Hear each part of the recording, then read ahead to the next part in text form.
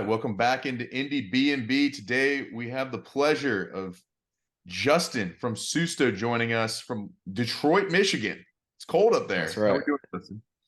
I'm doing great, man. It's we had a day off.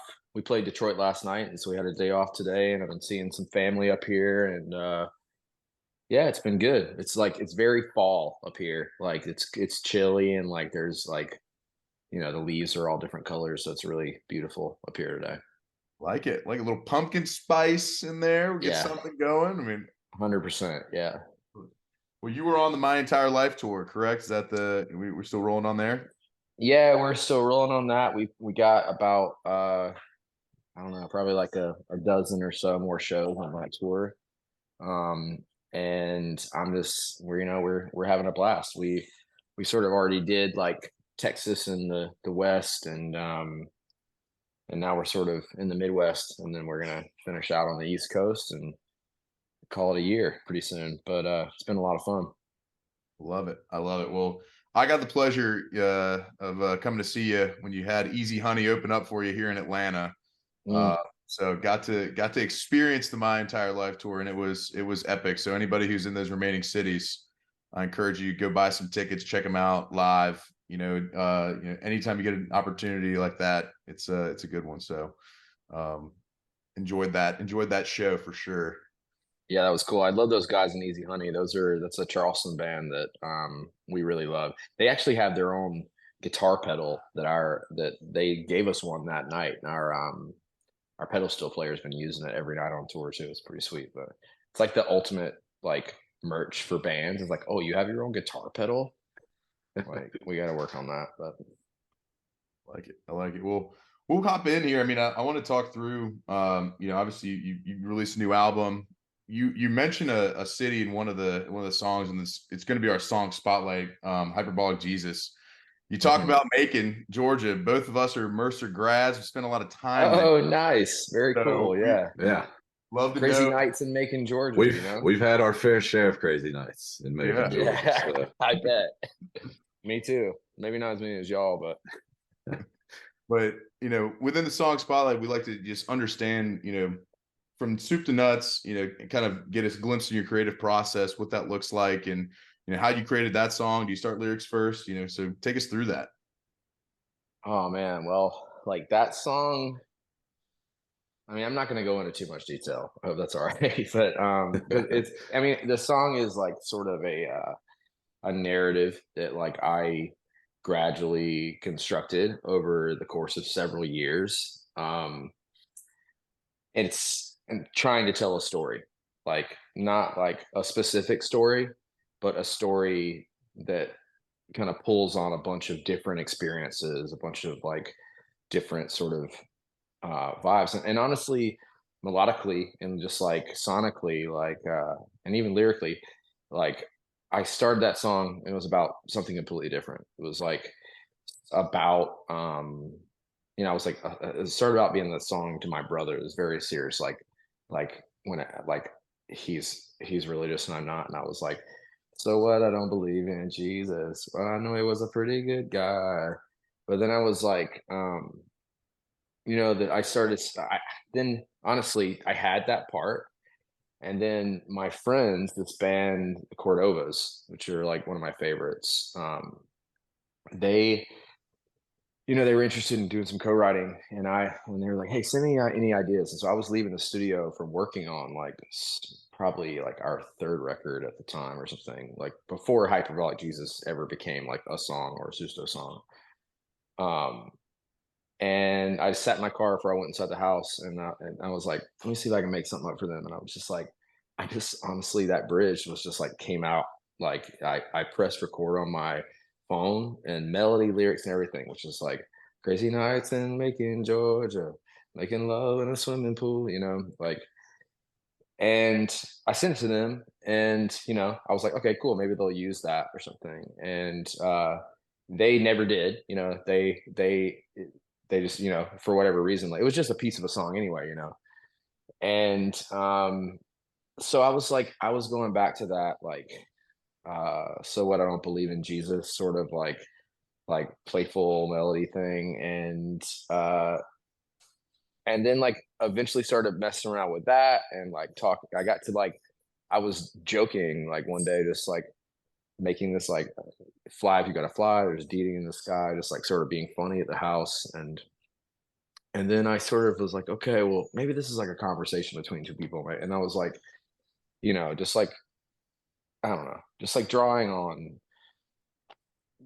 a variety of my different experiences like I've had as a human being, as a touring musician, meeting people, like, having relationships with people and stuff. And like, and being this sort of transience, but then like having these people like that stick out, that like you maintain relationships with, and they like sort of impart wisdom on you and stuff. And like, so I was sort of like creating this relationship between like someone who was in a similar position to where like I had been in my life, like, going in, playing a bar, like maybe you played it so many times, like, the bartenders or whatever, like you have, maybe you have a thing with one of them or something like that. Like, um, and it's just like, it's just I tried to create these two characters, and there's like this other character is like the person, I don't know, and so the specifics just sort of started appearing almost like this. Like I usually write autobiographically, so honestly, this is like uh was a little bit of an exercise because it wasn't strictly that, it was informed by my own experiences and stuff. But like,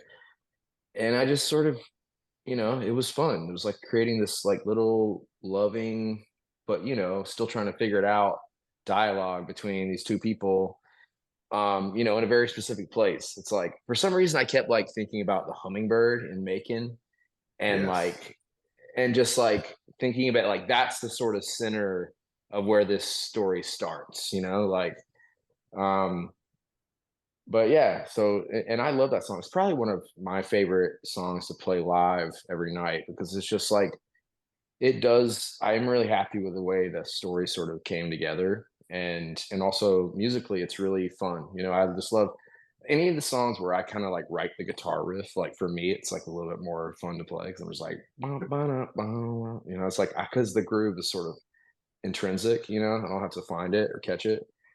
Um, so yeah, I love that tune a lot, and it was fun to just like also look back and see like that song really sort of took years to evolve into what it was.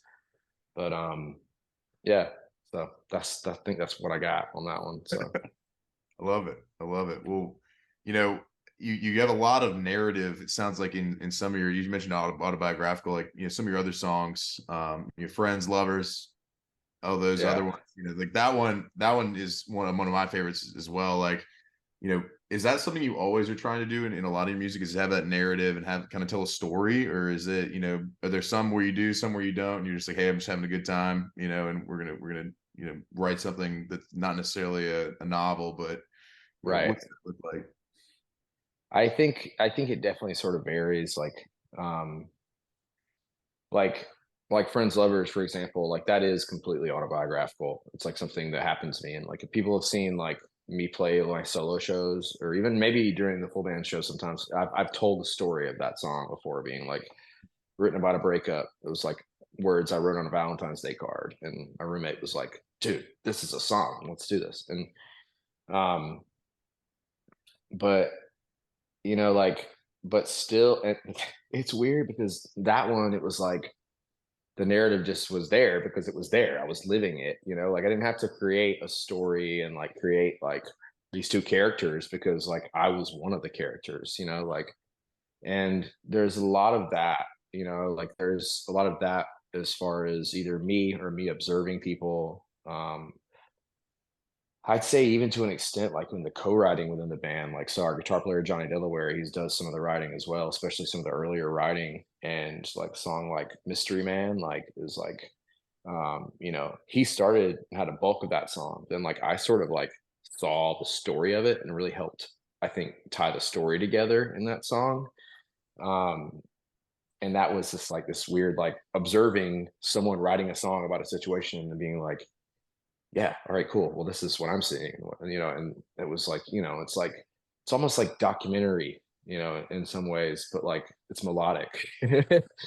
Yeah. But yeah, and then some songs are just like, I think in Suso there's also like a whole genre within Susto of like these just sort of like 3 chord um like channel the ether like mantra slash like manifesto songs like Good Right Now, Double Rainbow, like maybe even like Jaw Works.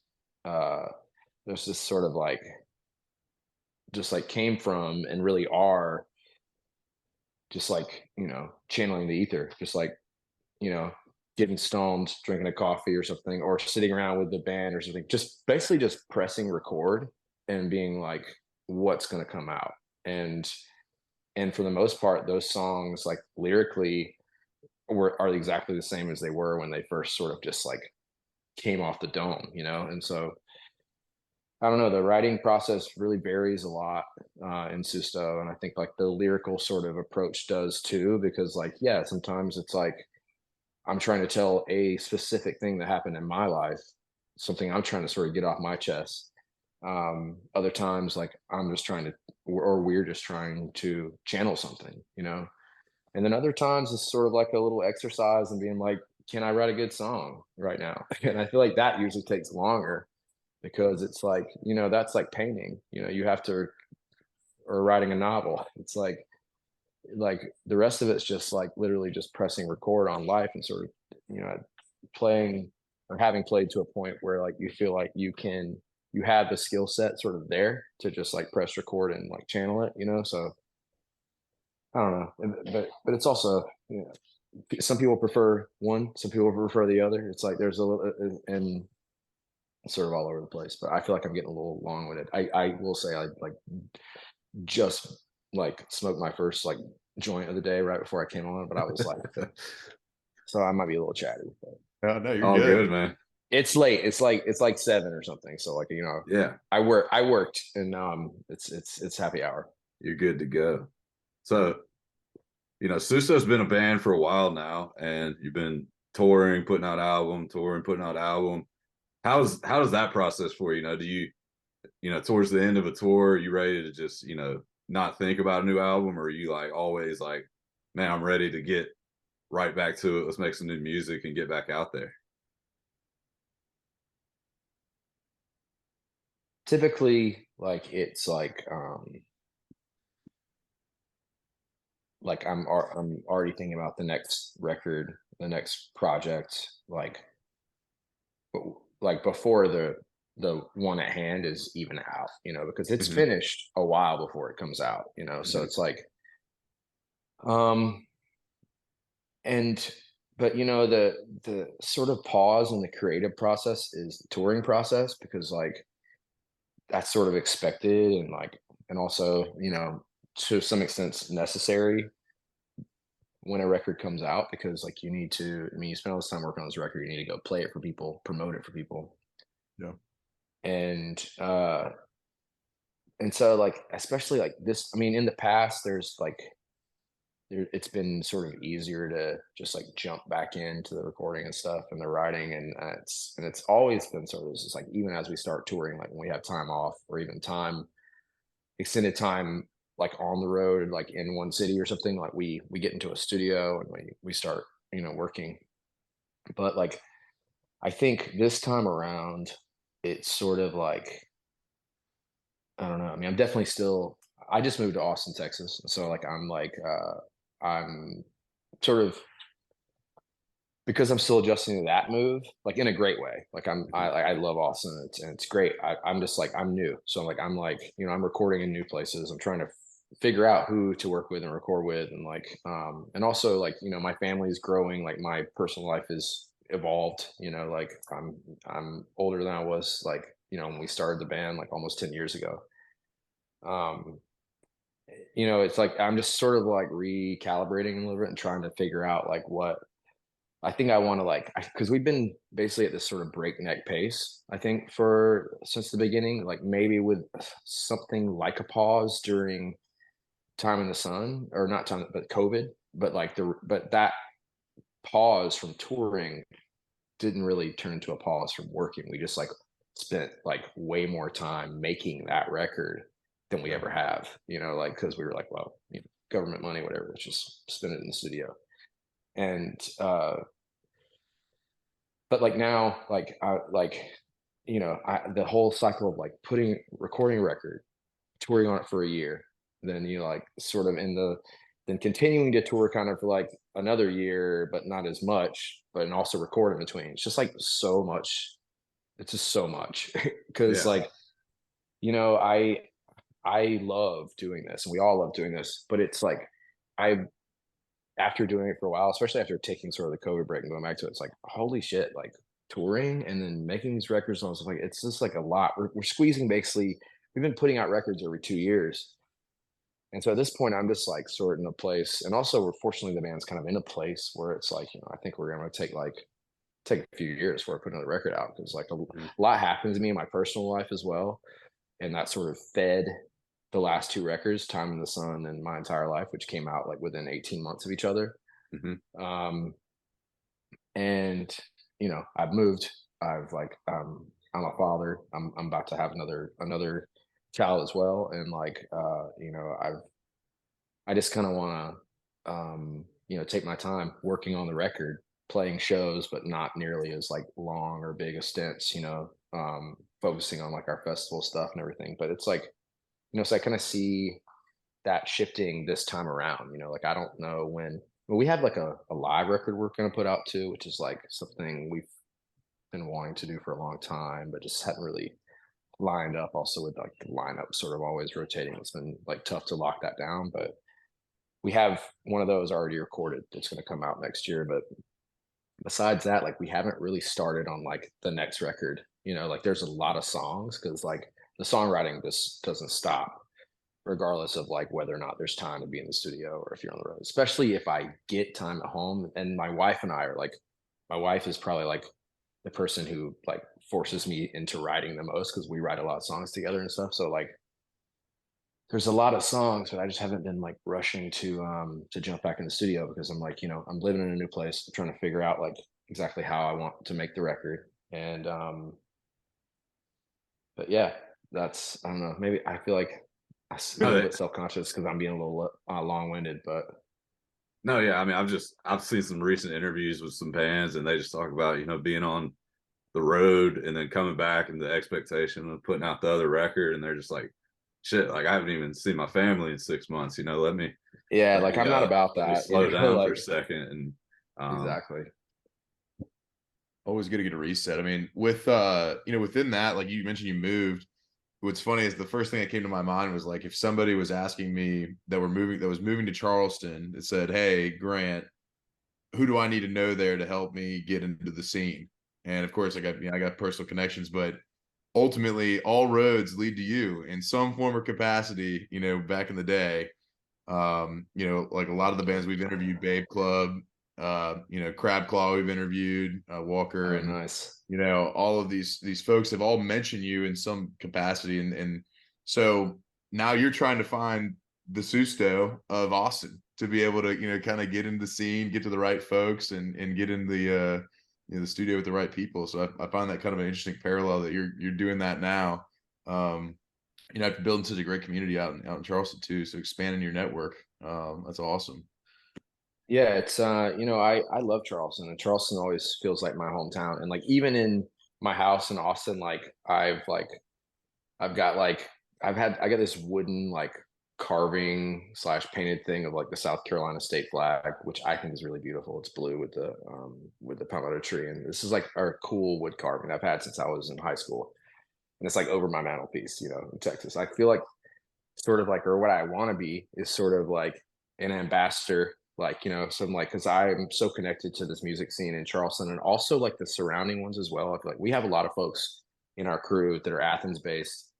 Like, you know, Johnny also lives in Mexico City and we regularly go down there and work and stuff too. And I'm just like, it feels cool to like sort of establish and be part of all these different musical communities. And like, we've always toured with a lot of bands from Austin and you know, visited there a lot. And like my wife was born and raised there. So like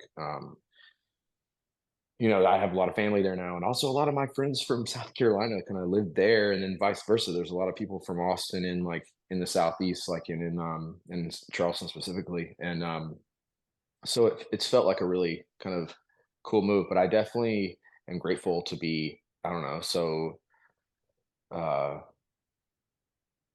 connected to the Charleston music scene, because, to have come up there and, like, have had a hand in, like, making it be what it currently is. But like, I think like our circle of, like, me, Walker and me and Babe Club, like, we all lived in the same house, literally. Like, we recorded the first Susto records. They made them in the same place, like the storage unit down the street. And like, but there's a lot more to the Charleston scene. There's a lot of bands, and there was a lot of bands even when we started. And it's like we sort of just became plugged in to the broader Charleston music scene. And I don't know, it's just a very happening music place, and I think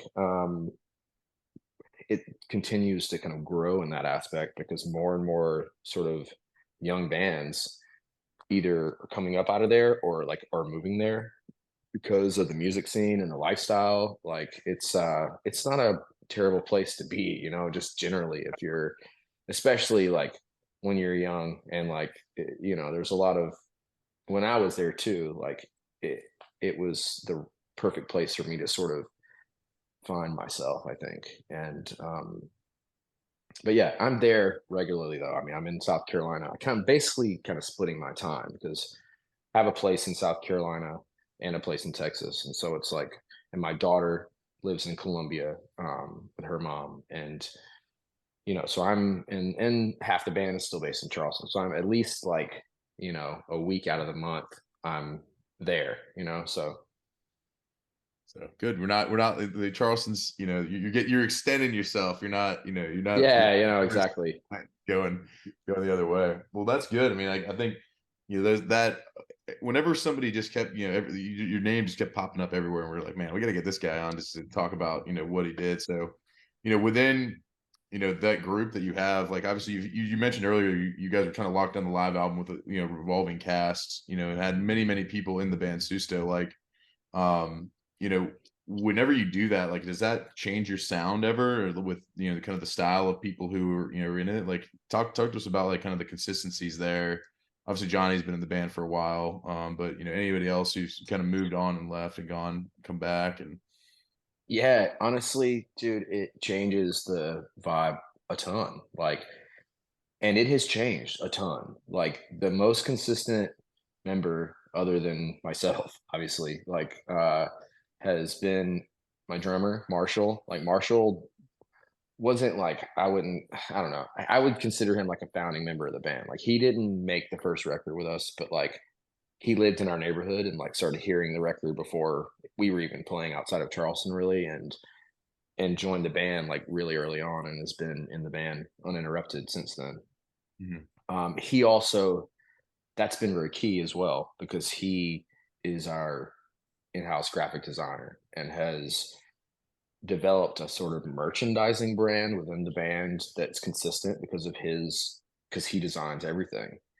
And that's down from our banner to stickers to t-shirts to album covers, so like, there's a consistency visually that Marshall has brought to the band and kept in the band since its inception. With like sometimes we'll collaborate with different people, and other people are putting input, or he's like, art designing like a record, but using someone else's work or something. But Sure. and then Johnny, it's a lot of the same. There was a time Johnny made was there for the making of pretty much all the first record, definitely all the second record, um, and was touring up until like when the second record came out, and that was like Corey and Jenna from Babe Club had been in the band as well. And but Johnny was a solo artist from the beginning. Like, when we met, we were living in the same house that I'm telling you about. Like, that it's actually this house right here that like Crab Claw and Babe Club and Susto and many other bands lived in. Um, and I would just kind of recruit him to work on this record I was working on. He had moved to Charleston. He's from South Dakota. He moved to Charleston via Austin, actually, to make a record with Wolfie, our producer that all of us have sort of worked with. And he ended up living in the house, and we ended up just kind of hitting it off and kind of good buddies. And I played on he played on the records, and I was like, Johnny, you know you're in the band, right? It's like, yeah. But anyway, so at some point though, he needed to take a hiatus to focus on his other stuff. And so he's got stuff out under his solo stuff, but also he founded the band The Artisanals, which you guys are maybe probably familiar with, but and they kick ass.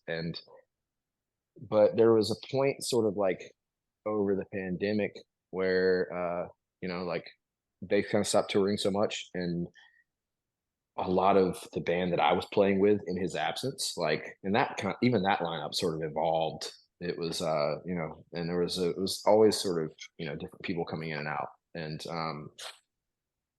I was down in Mexico because he had moved to Mexico like during the pandemic, and I was down there. I think actually the first time we went down there, it was to like record with him, because we kept working together in the studio, but he just he was pursuing this other stuff, so he was like not touring with us. But I went down there.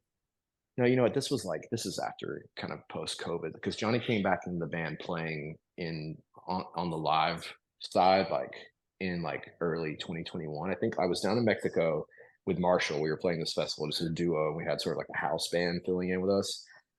And we like our guitar player, our bass player, this a supplemental player, and our tour manager had all been we were going to start picking up touring in after post COVID and everything. We'd all kind of made time in the sun together, but then people were looking at their lives do I really want to get out for this long ass fucking tour? And they were sort of backing out one by one, and it was I'm still in a great place with all these people. That's the one thing I feel fortunate about, is everyone who has played in Susto, it's they're coming in and out. It's to me, it's yeah, I get that. Right. I appreciate you helping do this thing, but when it works for you and when it doesn't work for you, in and out, and that's fine. And also I'm going to try and communicate that to you as well. And it's, if we're shifting or whatever. And me and Marshall were Johnny, maybe it's time to get back in the band. and he was like, all right, I'll come out and I'll try, I'll do I can do this first part of the tour. And we're like, all right, cool. And it was the first night we were back out, and I remember John, it felt so good. It really it was palpable how good it felt to have his energy back and to be kind of reunited playing together live, I remember him being brother, feeling pretty good. And he was and so he came back on and stayed on since then. He brought his keys player from the Artisanals, Ian Klin, who's an Atlanta guy, in for a stint as well. Ian also Ian's not currently playing with us on tour because he also plays with Dylan LeBlanc a good bit. He's on tour in Europe with Dylan right now. And yeah, and we have that's also our bass players have sort of changed a good bit. We have a pretty steady bass player, Kevin Early, who's a Charleston guy that played with us early on, but then he's playing he's playing in Hannah Wickland's band. He grew up in Hilton Head, and that's where Hannah grew up as well. He actually grew up playing in bands with her brother, and Hannah's out opening for Greta Van Fleet on an arena tour in Europe right now. So that's where Kevin's at. And so we have our friend Judy Blank on bass right now, who is a Dutch artist that we met touring in Europe, kind of, I think back probably 2018, 2017 or something like that. But she's playing bass and sort of singing harmonies with us too. And she's been in the band in different ways and many different times. She's kind of filled in on guitar, filled in on keys, filled in on bass. And we have in Ian's absence, we have Noah James right now from Charleston, who is he kind of got in playing at the studio where Wolfie makes the records, and that's sort of Wolfie suggested him. He's been great. And our tour manager turned pedal steel player is Cannon Rogers, who's from Athens. And so it's I don't know.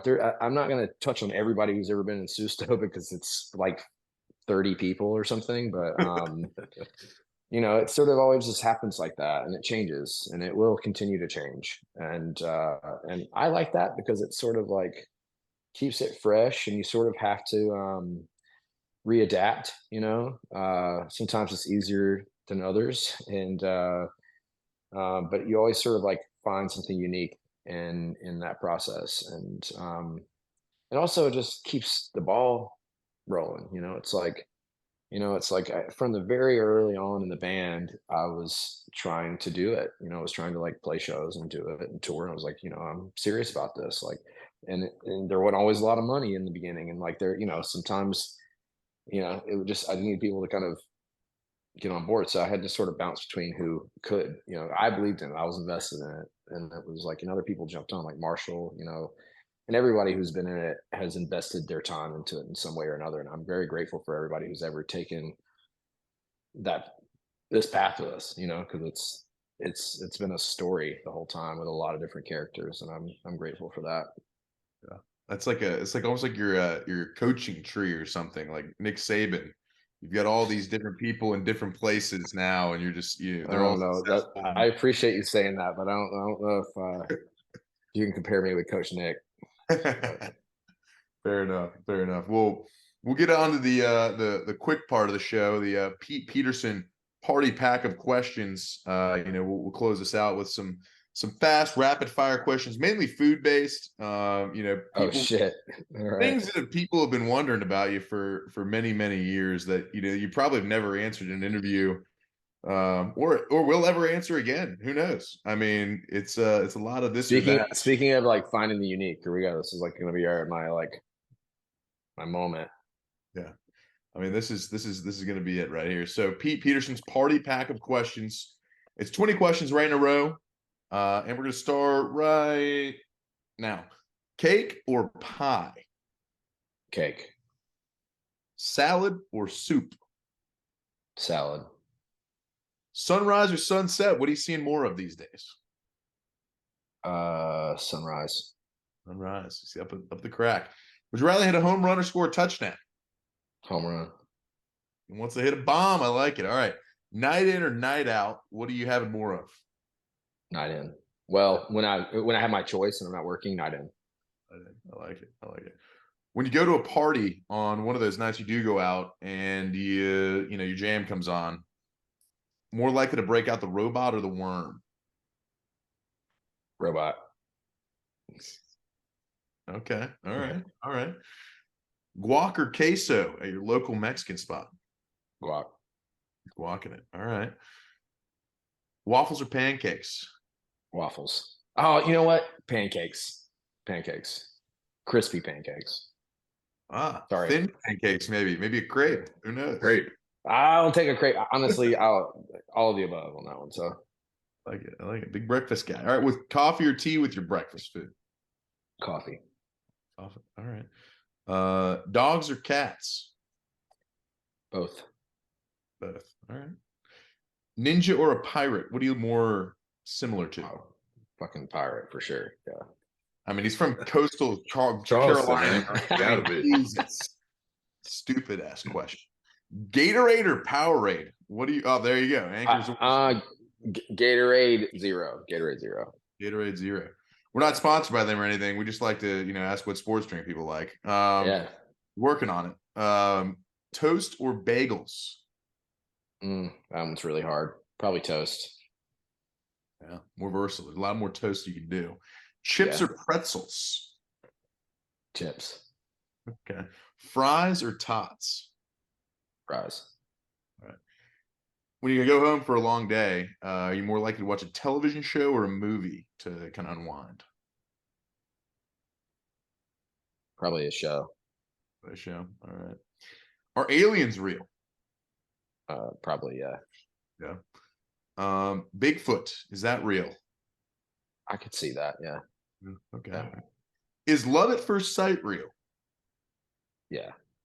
Well, depends on what We your gotta definition believe of love her. is, but yeah. We got to believe her. Not many believe. Justin, we're glad that you believe. And I finally, believe in it. who are two bands that we might not know that we ought to check out that you want to put on? All right. Well, And okay. you can do more too if you want to. All right. Well, I'm gonna shout out my homies Holler Choir. They're from Asheville, and I was living there briefly between Charleston and Austin for about 18 months.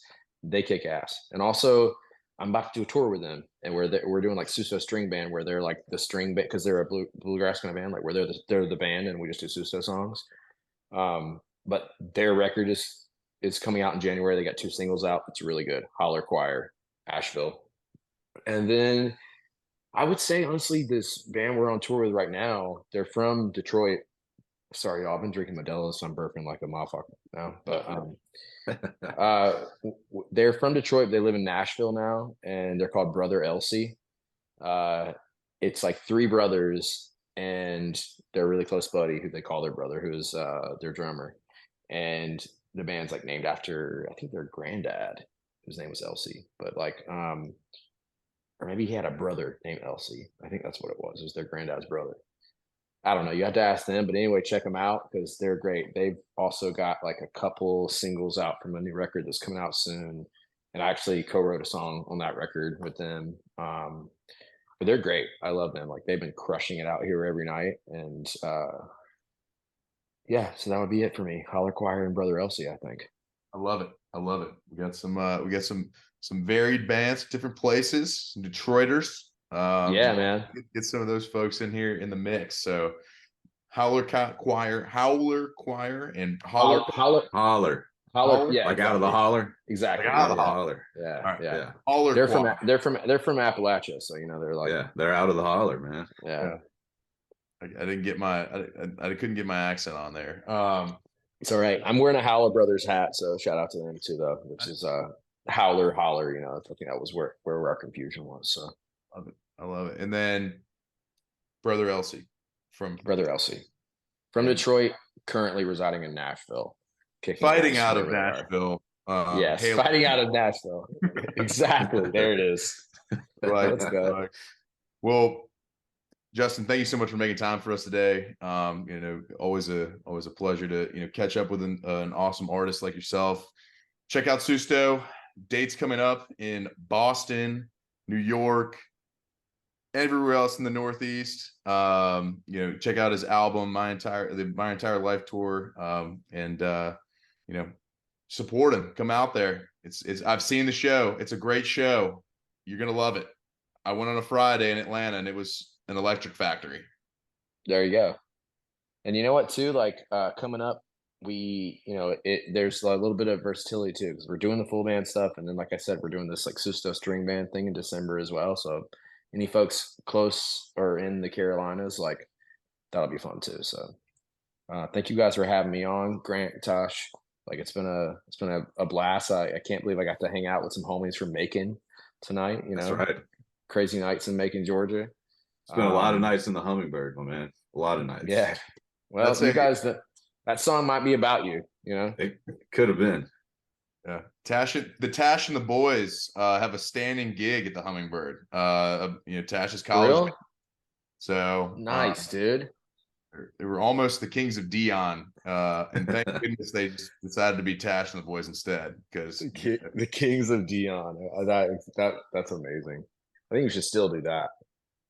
Yeah, it's a work in progress. So I'll hit you up for some co-writing, but we'll cross that bridge later. I am available. I'm around for that. I'm also around for weddings, birthdays, funerals. Pure tomfoolery. Yeah, pure tomfoolery, like, invites accepted. So I'm sorry, y'all. I'm still stoned, but thank you for letting me chat with you and and for the thoughtful questions and also the rapid fire. That was pretty fun too. So I'm gonna go watch the show like we talked about, like after the long day, and then but I appreciate the good talk. Yeah, thanks man. for having me. Thank you, man. Thanks for coming on. Keep on rocking in the free world. Yeah, love it. All right. Bye. Bye.